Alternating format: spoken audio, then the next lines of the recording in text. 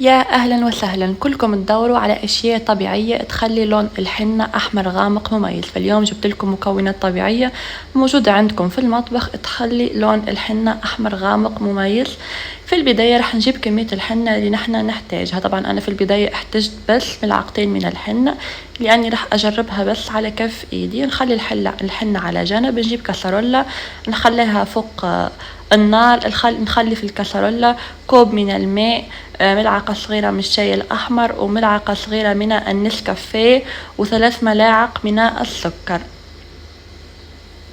نخليهم على النار مع التحريك المستمر حتى يبتدي هذاك الخليط الشاي الأحمر والسكر والليبتون الأحمر، نخلوهم حتى يغلوا على النار تقريبا لمدة دقيقة واحدة. بعد دقيقة راح نضيف 3 فصوص ثوم مقطعين شرايح. طبعا الكل يعرف ان الثوم من اكثر الاسباب اللي تخلي لون الحنة يحمر معاكم، وايضا السكر والنسكافيه والشاي الأحمر كلهم يساعدوا على احمرار لون الحنة. فهذه المكونات جدا طبيعية متوفرة معاكم في البيت. تخلوهم يغلوا معاكم على النار، عليهم كوب ماء تقريبا لمدة 4 دقائق.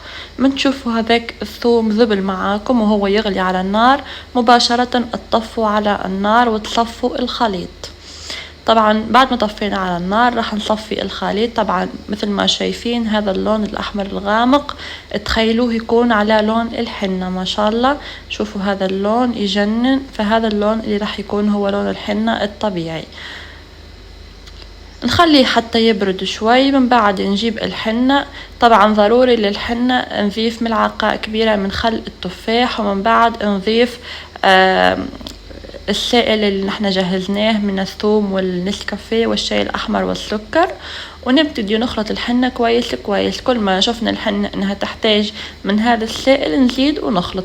طبعا السر كله في خلط الحنة. لازم الحنة نخلطها كويس كويس لمدة ما اقلش من 5 دقائق، وفي نفس الوقت لازم نحنا نخلطها نتخلص من كل التكتلات اللي تكون موجودة في الحنة.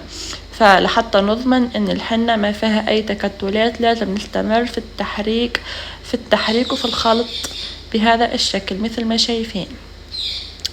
ونحن نخلط كويس كويس لحتى نشوف ان الحنة ما فيها اي تكتلات. مثل ما شايفين تقريبا الحنة صارت جاهزة معانا، وهذا شكلها اللي لازم يكون. طبعا بعد ما كملنا خلطنا الحنة لازم نغطيها كويس، لازم نغطيها كويس بالورق نايلون ونخليها ترتاح من 2 إلى 3 ساعات، ومن بعد نستخدمها. فضروري انكم تخلوا الحنة ترتاح من 2 إلى 3 ساعات، وبعدين تستخدموها على رجلكم، على شعركم، على ايدكم، على اي مكان انتم تحبوا تحنوه. وطبعا انا هنا جربتها عليا ومن نشفت الحنة. طبعا انا خليت الحنة ليلة كاملة في ايدي، حنتها بالليل، ولما قمت الصبح غسلتها. طبعا غطيتها بورق نايلون، ولما قمت الصبح قمت وغسلتها.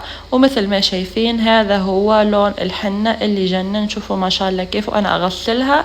شوفوا معايا هذا اللون الحلو اللي جنن.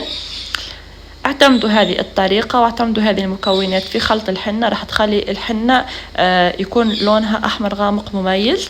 وبعد ما تغسلوا ايديكم من الحنة ادهنوا ايديكم بزيت زيتون او بفازلين، بتخلي الحنة تزيد تغمق معكم اكثر واكثر، وغمقها يدوم من 4 إلى 5 ايام. اتمنى فيديو اليوم يكون عجبكم، وصفة اليوم تكون عجبتكم.